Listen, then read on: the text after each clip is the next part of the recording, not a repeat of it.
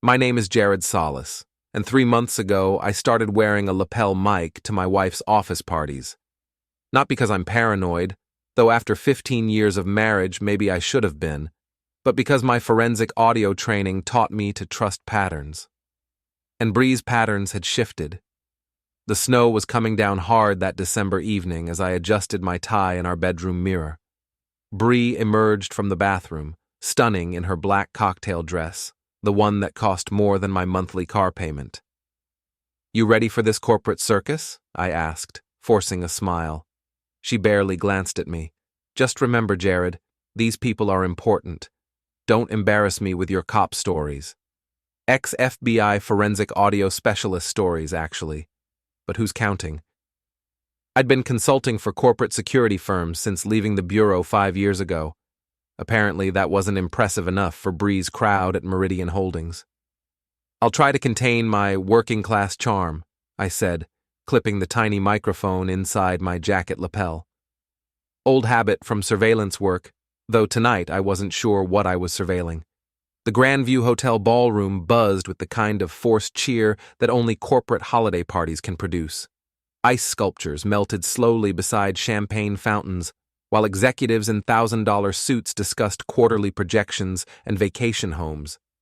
I grabbed a beer, the only non-champagne option, and watched Bree work the room. She'd always been good at this, schmoozing with the best of them. But lately, her late nights and mentorship dinners had become routine. Tonight, I was finally going to see this famous mentor in action. VP Corbin Finlor stood near the windows, holding court with a circle of younger employees. Mid-40s, silver hair, the kind of confident smile that came from never being told no. When he spotted Bree, his expression changed, just for a second, but I caught it. The same look a predator gives prey. "Jared!" Bree appeared at my elbow with a forced brightness. "Come meet my boss." Finler's handshake was firm, practiced. "The famous husband. Bree talks about you constantly." "Funny, she barely mentions you," I lied smoothly. His laugh had sharp edges. "Well, we've been working closely on several projects. Long hours, you know how it is." I knew exactly how it was.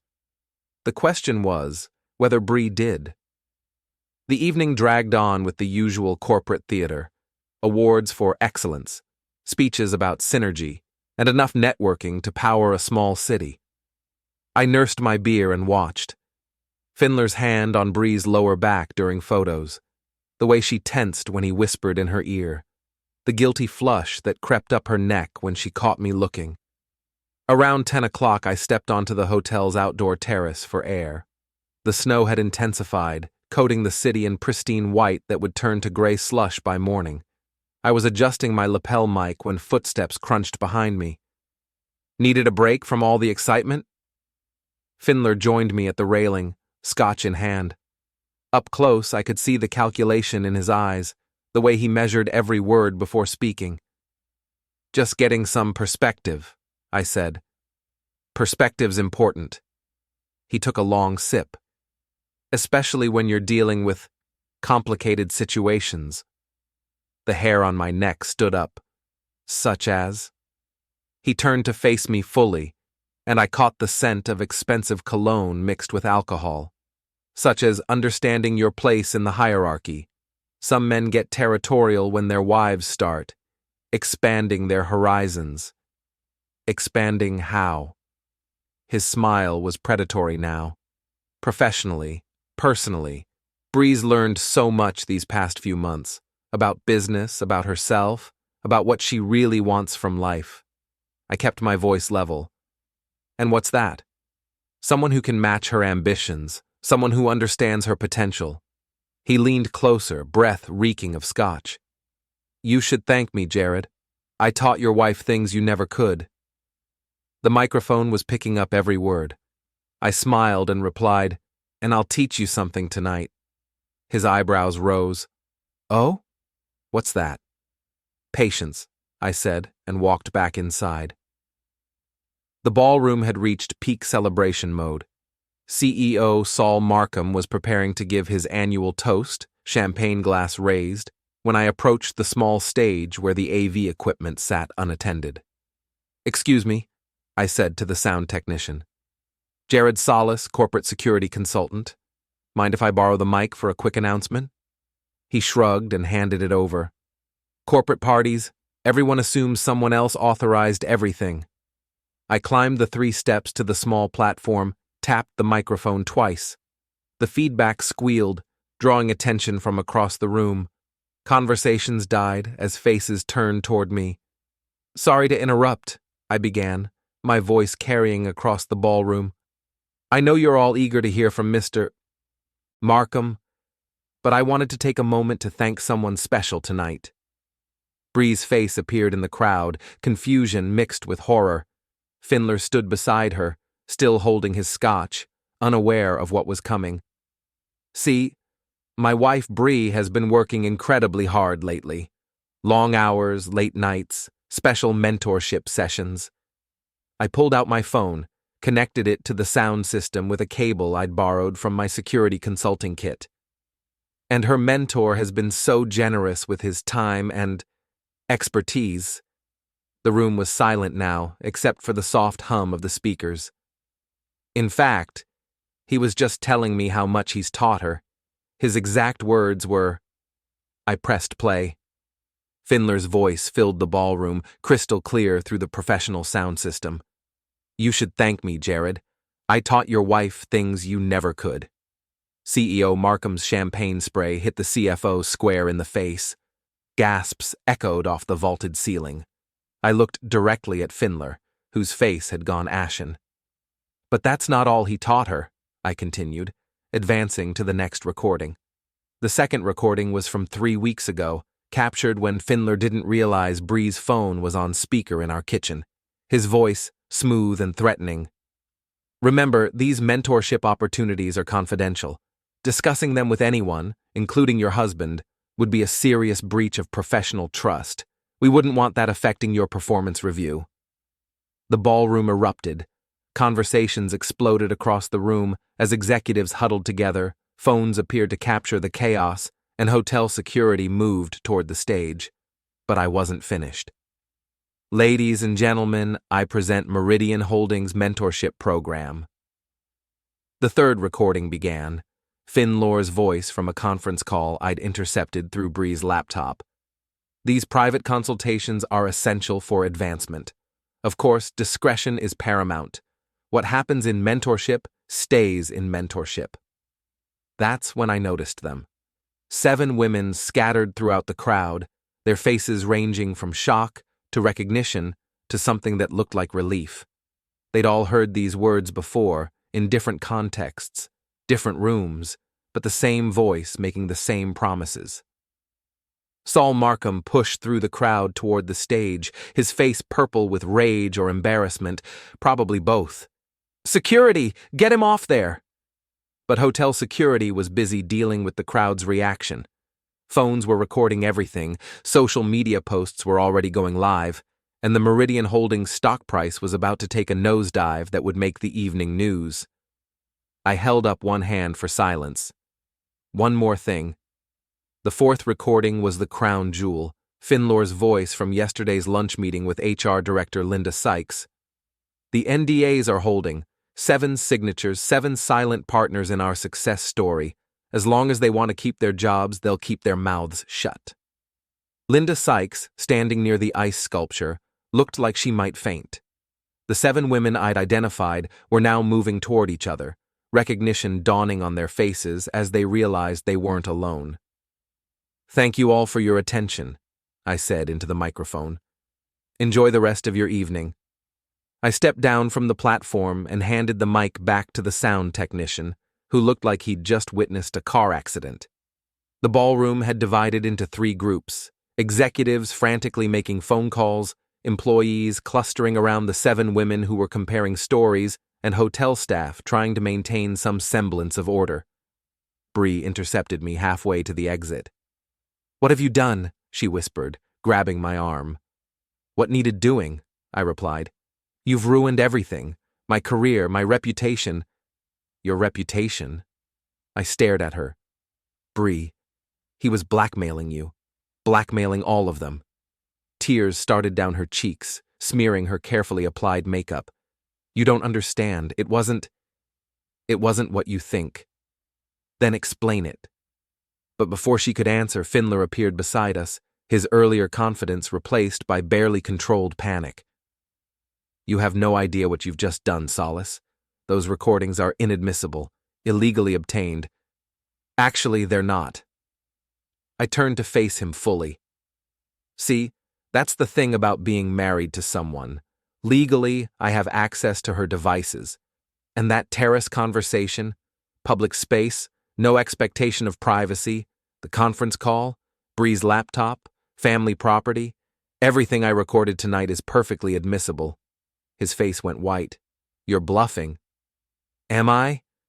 Tell you what, let's ask the FBI agents who will be here tomorrow morning when this hits the news cycle. That's when Lyra Ventrix appeared. Findler's wife was a striking woman in her 40s, ice blue eyes, and the kind of composure that came from years of high society functions. She'd been watching from across the room, and now she approached with the measured stride of someone who'd been planning this moment.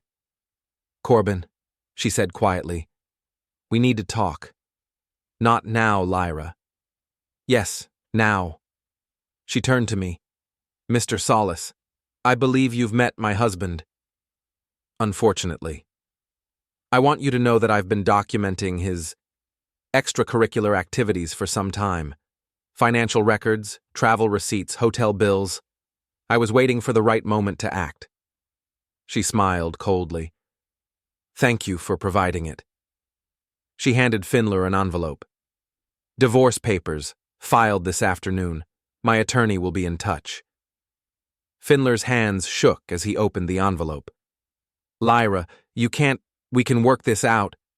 Like you worked it out with those 7 women? She gestured toward the group that had formed near the windows. I know about all of them, Corbin. The promotions, the threats, the NDAs. Did you really think I wouldn't notice the pattern? The crowd around us had grown larger, phones capturing every word. This wasn't just a corporate scandal anymore, it was a public execution. Bree, Findler said desperately, turning to my wife. Tell them it wasn't like that. Bree looked between Findler and me, tears still streaming. I can't, she whispered. I can't anymore. That's when Linda Sykes made her move. The HR director had been inching toward the exit, but now she broke into a run, pushing through the crowd toward the ballroom doors. She didn't make it far. Linda! One of the 7 women, a blonde in her 30s who I recognized from Bree's department, called out, Don't you think it's time we talked? Sykes stopped, trapped between the exit and the growing crowd of employees who were beginning to understand the scope of what they'd witnessed. I want to make a statement, the blonde woman announced, her voice carrying across the ballroom. My name is Jennifer Walsh, and I've been silent for too long. Jennifer Walsh's statement changed everything. Standing near the ice sculpture with her phone recording, she detailed 2 years of mentorship that had started with promises of advancement and ended with threats of career destruction. As she spoke, the other 6 women moved closer, their own phones appearing, their own stories beginning to emerge. I found myself in the strange position of having started an avalanche I couldn't control.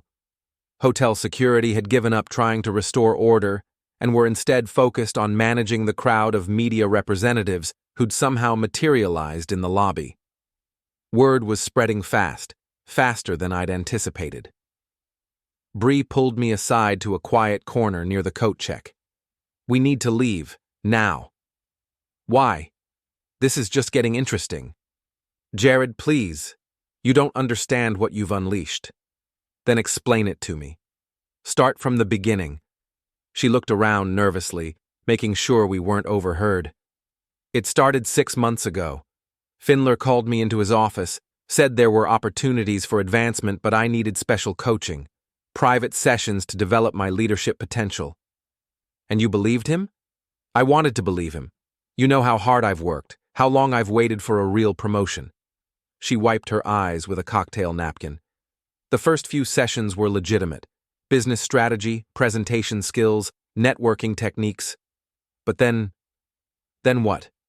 He started making comments about my appearance, about my marriage, about what successful women had to sacrifice to get ahead. He said you were holding me back, that I needed to think beyond my current limitations. The pieces were falling into place. When did it become something else? The night of the quarterly review meeting. He invited me to dinner to discuss my performance evaluation, expensive restaurant, wine, talk about my future with the company. She paused, struggling with the words. He said advancement required trust, complete trust, and that trust had to be demonstrated. Demonstrated how? He kissed me, in his car outside the restaurant, said it was a test of my commitment to the team, to the company's culture of intimacy. She laughed bitterly. That's what he called it. Intimacy. I felt something cold settle in my chest. What did you do? I pushed him away, told him I was married, that this was inappropriate. He apologized, said he'd misread the situation, drove me home. She met my eyes. But the next week, my performance review was terrible. Projects I'd been promised were reassigned. He started criticizing my work in meetings, questioning my judgment. So you went back to him. He called it a second chance. Said he understood I was conflicted, but that successful partnerships required flexibility. That if I wanted to advance, I needed to show I could handle complex professional relationships. The manipulation was textbook. Create dependency, then exploit it. How far did it go? Not as far as he wanted, but far enough that I felt trapped. He had photos from that dinner, recordings of our conversations where I'd agreed to the mentorship. He said if I reported him, he'd frame it as me pursuing him for advancement. The other women? I didn't know about them until tonight. But now that I've heard their stories, she shuddered. The patterns are identical. The private coaching, the dinner meetings, the gradual escalation, the threats when they resisted. Across the ballroom, Jennifer Walsh was still speaking to the growing crowd of reporters and employees. Her story was remarkably similar to Bree's, the same promises, the same escalation, the same threats. But Jennifer had gone further, had given in to more of Findler's demands before finally breaking free. Why didn't you tell me? I asked. Because I was ashamed. Because I thought I could handle it myself. Because... She looked down. Because part of me wondered if this was just how business worked at that level. If this was the price of success. And now? Now I realize I was just another victim in a system designed to keep us quiet. Linda Sykes had been cornered near the exit by 3 of the 7 women. I could see her gesturing frantically, probably trying to explain how the NDAs were just standard legal protection, how the company had no knowledge of Findler's behavior. But her explanations weren't landing, not with the evidence I'd just broadcast to a room full of witnesses. My phone buzzed with a text from my sister Tessa. Watching the live stream. You magnificent maniac, call me. Live stream? I looked around and spotted at least a dozen phones pointed in various directions, broadcasting the corporate meltdown in real time. This wasn't just going to make the morning news. It was the evening news, the midnight news, and probably the lead story on every business channel for the next week. Saul Markham had disappeared, presumably to begin damage control. The CFO was huddled with what looked like the company's legal team, probably calculating liability exposure.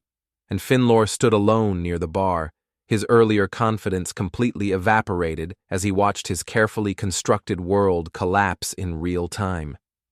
What happens now? Bree asked. Now? Now the system actually works for once.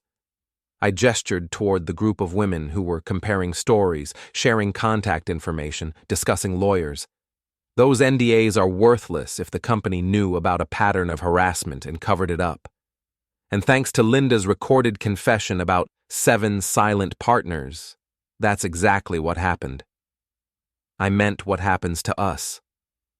I looked at my wife, really looked at her for the first time in months.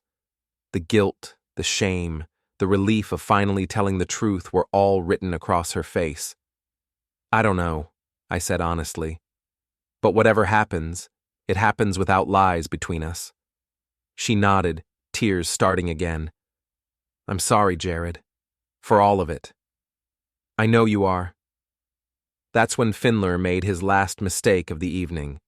Instead of leaving quietly or trying to manage the crisis, he approached our corner with the desperate aggression of a cornered animal.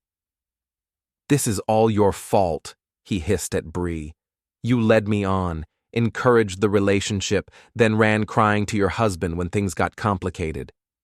"Excuse me?" I stepped between them. "You heard me. Your wife is a manipulative—" He didn't get to finish the sentence. Not because I hit him, though the temptation was strong, but because Lyra Ventrix appeared with a hotel security guard and what looked like a process server. "Corbin Findler?" the process server asked. "Yes?" "You're being served with a restraining order, a cease and desist order, and a notice of asset seizure pending divorce proceedings." Findler's face went through several color changes as he read the documents. "Lyra, you can't freeze my accounts. Already done, along with the lake house, the boat, and your precious Porsche." She turned to the security guard. "This man is no longer welcome at company events. Please escort him out."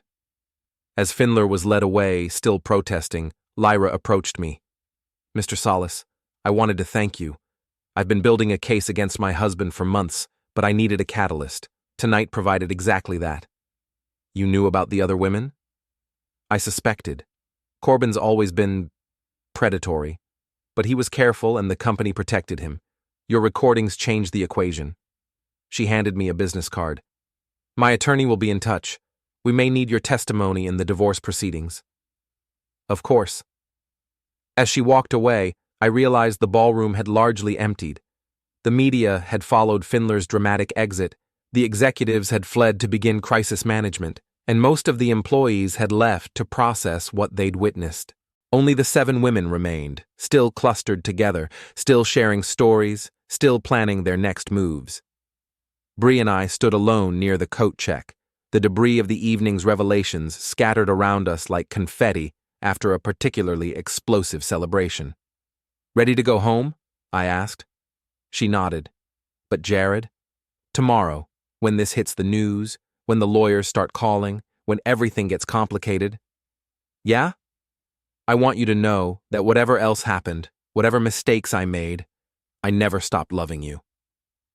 I considered her words, weighing them against months of lies and deception, against the evidence of betrayal and manipulation.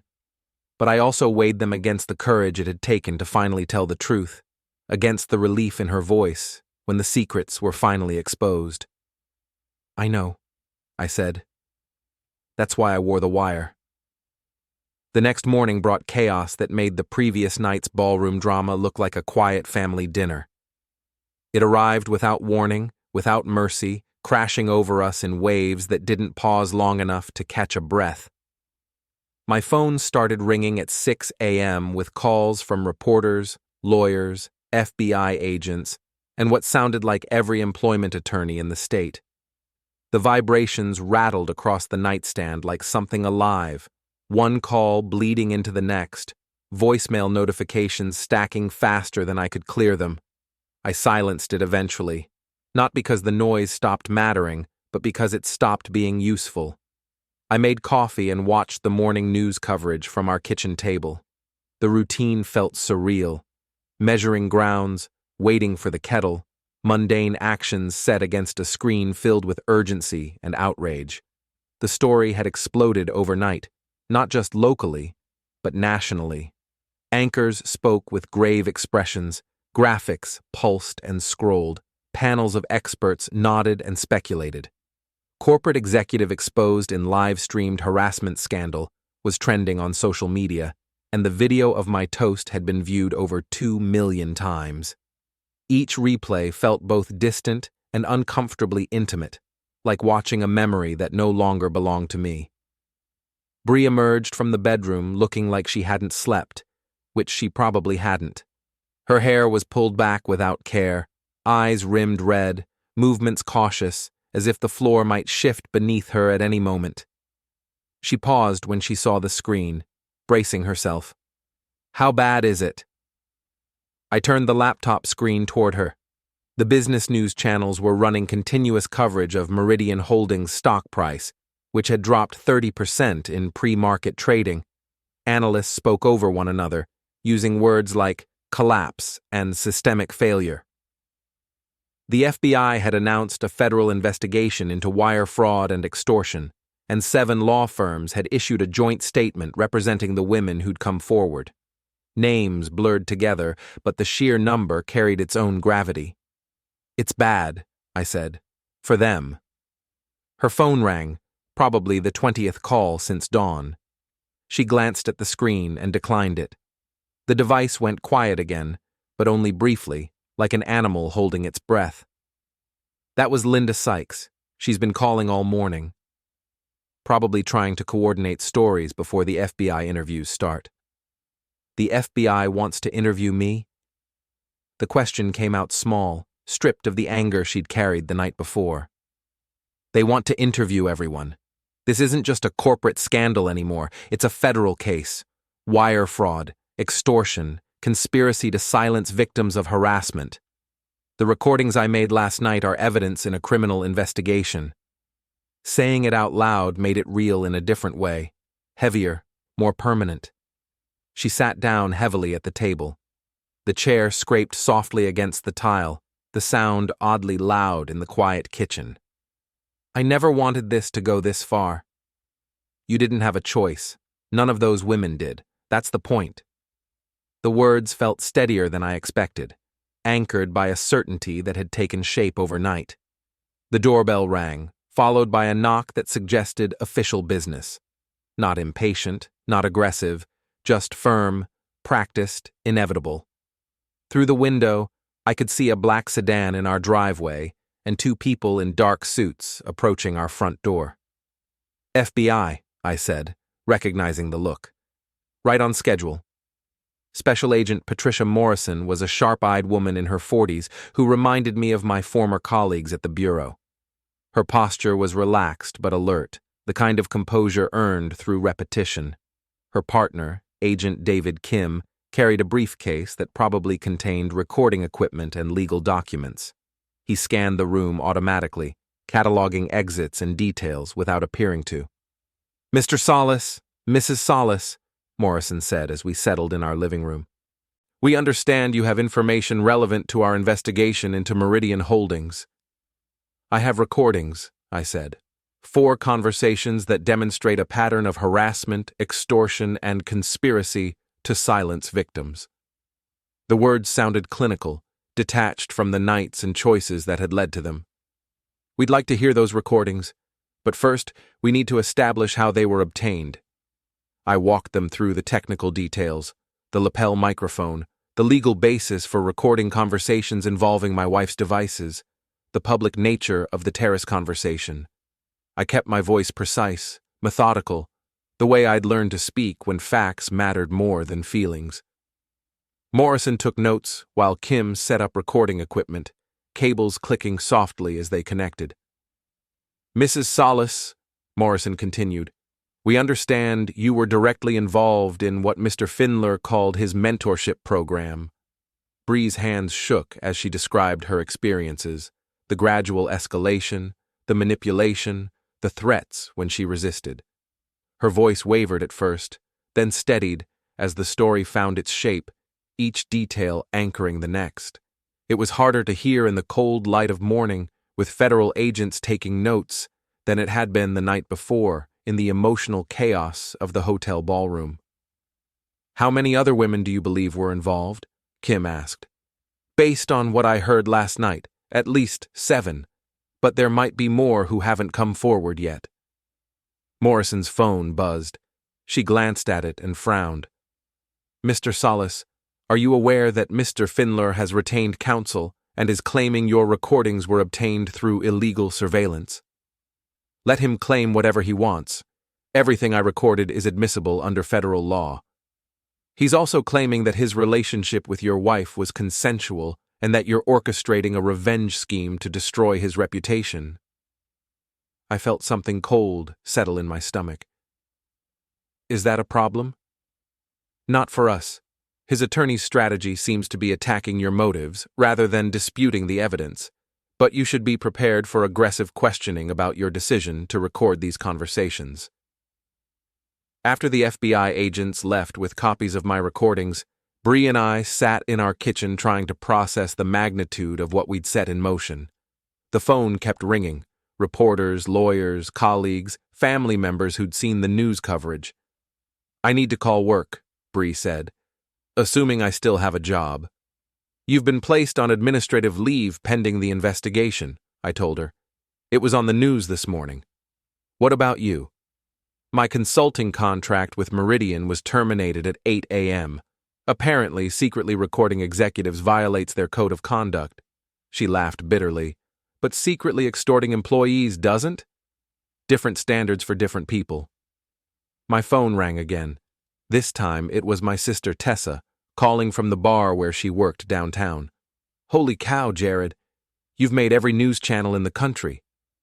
I noticed. The FBI was here this morning asking about you. Wanted to know about your character, your background, whether you seemed like the type to fabricate evidence. What did you tell them? I told them you're the most honest person I know, and if you recorded something, it happened exactly like you said it did. She paused. But Jared, there are reporters outside the bar asking questions about your family, your marriage, your finances. This story has legs. After hanging up, I realized we were about to become public figures whether we wanted to or not. The story had all the elements that made for compelling television: corporate corruption, secret recordings, a dramatic public revelation, and now a federal investigation. We should probably get a lawyer, Bree said. Already done. Patricia Chen from the employment law firm downtown. She's representing 3 of the other women, and she thinks we have a strong case for a civil suit. Against Finlor? Against Finlor, against Meridian Holdings, against anyone who knew about the harassment and covered it up. I showed her the email I'd received an hour earlier. She thinks the company's liability exposure could be in the tens of millions. Bree stared at the number. That seems like a lot. 7 women, years of harassment, systematic cover-up, stock price manipulation to hide the scandal. Yeah, it's a lot. The afternoon brought more developments. Linda Sykes had been arrested on charges of conspiracy and obstruction of justice.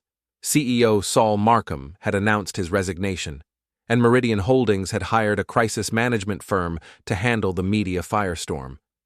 But the biggest news came at 4 p.m. when Jennifer Walsh and the other 6 women held a joint press conference outside the federal courthouse. They announced their intention to file a class action lawsuit against Meridian Holdings and to cooperate fully with the FBI investigation. We're not just seeking justice for ourselves, Jennifer told the gathered reporters. We're sending a message that this behavior will no longer be tolerated in any workplace. The press conference was broadcast live, and I watched from our living room as these women, who'd been silenced and intimidated for years, finally told their stories in their own words. It was powerful, compelling, and completely devastating for Meridian Holdings. My phone rang again. This time it was an unknown number. Mr. Sollace, this is Rebecca Martinez from 60 Minutes. We'd like to interview you about your role in exposing the Meridian Holdings scandal. I'm not interested in media interviews. We understand your reluctance, but your story is already public. Wouldn't you prefer to tell it in your own words? I considered her offer. The story was indeed public, and other people were already defining the narrative. Maybe it was time to take control of my own version. I'll think about it, I said, and hung up. Bree looked at me from across the room. Are you going to do it? I don't know. Part of me wants to just let the legal system handle this, but another part of me thinks the story needs to be told completely, not just in sound bites and news clips. What would you say? The truth. That sometimes the system only works when someone forces it to work. That powerful people count on victims staying silent, and that occasionally someone gets tired of the silence. As evening fell, we ordered pizza and tried to have a normal dinner conversation. But normal felt impossible when FBI agents were analyzing your recordings and your face was appearing on news channels across the country. "Do you regret it?" Bree asked as we cleaned up the dishes. "Exposing Findler? No, not for a second. I meant recording me, investigating our marriage like a case file." I considered her question carefully. "I regret that it was necessary. I regret that you felt you couldn't tell me the truth. But I don't regret learning what was really happening." "And us? Do you regret us?" That was the harder question. 15 years of marriage, most of them good, now overshadowed by months of lies and manipulation. But the lies hadn't been entirely Bree's choice. They'd been imposed by a system designed to keep victims silent and powerful men protected. "I don't regret us," I said finally. "But I think we need to figure out who we are now, after all this." She nodded. "I'd like that, if you're willing to try." Before I could answer, my phone rang one more time. The caller ID showed a number I recognized, Lyra Ventrix. "Mr. Sollace, I wanted to update you on the divorce proceedings. Corbin's attorney is trying to claim that your recordings were part of an elaborate setup to destroy his reputation and steal his assets." "That's ridiculous." "Of course it is. But I wanted you to know that he's going to fight this aggressively. He's hired one of the most expensive law firms in the state, and they're going to attack everyone involved. You, your wife, the other women, even me. Let them try. The evidence speaks for itself." "I hope you're right. But be prepared for this to get much worse before it gets better." After hanging up, I realized that the ballroom confrontation had been just the beginning. The real battle was just starting. In courtrooms, in boardrooms, in the court of public opinion. It would be messy, expensive, and probably take years to resolve. But for the first time in months, I felt like we were fighting back instead of just enduring. And sometimes, that makes all the difference. The 60 Minutes interview aired on a Sunday night in June, 6 months after the ballroom confrontation that started everything. I watched it from our living room, the same room where FBI agents had recorded Bree's testimony, where lawyers had explained our legal options, where we'd slowly begun rebuilding our marriage. The segment was fair, focusing on the systematic nature of the harassment and the courage of the women who'd come forward. My role was presented as that of a catalyst rather than a hero, which felt right. I'd simply provided the evidence that allowed the truth to emerge. Corbin Findler had been convicted on federal charges of wire fraud and extortion. He was sentenced to 4 years in federal prison and ordered to pay restitution to his victims. Meridian Holdings had settled the class action lawsuit for $47 million, and the company had implemented new policies for reporting and investigating harassment claims. Linda Sykes had received 2 years in prison for conspiracy and obstruction of justice. CEO Saul Markham had retired quietly to his estate in Florida, claiming he'd had no knowledge of Findler's behavior, a claim that nobody really believed but couldn't definitively disprove. Bree had found a new job with a nonprofit organization focused on workplace advocacy. The pay was less than her corporate salary, but she seemed genuinely happy for the first time in years. We'd started couples counseling, and slowly, carefully, we were learning to trust each other again. "Any regrets?" she asked as the credits rolled. "Just one," I said. "What's that?" "I should have worn the wire sooner." She laughed, a real laugh, not the forced corporate smile I'd grown accustomed to. "Next time I start acting suspicious, just ask me directly instead of launching a federal investigation." "Deal. But I'm keeping the recording equipment. You never know when it might come in handy." The phone rang, but this time it wasn't a reporter or a lawyer. It was Jennifer Walsh, calling to let us know that she'd been hired as the new head of human resources at a tech company downtown, a position that came with a mandate to completely overhaul their harassment policies. "The system is changing," she said. "Slowly, but it's changing. What we did mattered." After hanging up, Bree and I sat quietly in our living room, watching the late evening news. The Meridian Holdings scandal had faded from the headlines, replaced by other stories, other scandals, other examples of powerful people abusing their positions. But 7 women were no longer silent. A predator was in prison. And a system that had protected harassment for decades had been forced to change, at least a little bit. "Thank you," Bree said quietly. "For what?" "For not giving up on us. For fighting back. For teaching me that silence isn't always the safest option." I thought about that night in the hotel ballroom, about the moment I'd decided to stop being passive and start being active, about the choice between accepting injustice and fighting it, even when the fight seemed impossible. "Sometimes," I said, "the most dangerous thing you can do is nothing." The snow was starting to fall outside our window, the first snow of the season, coating our neighborhood in the same pristine white that would turn to gray slush by morning. But for now, it was beautiful, transformative, and full of possibility, just like the truth.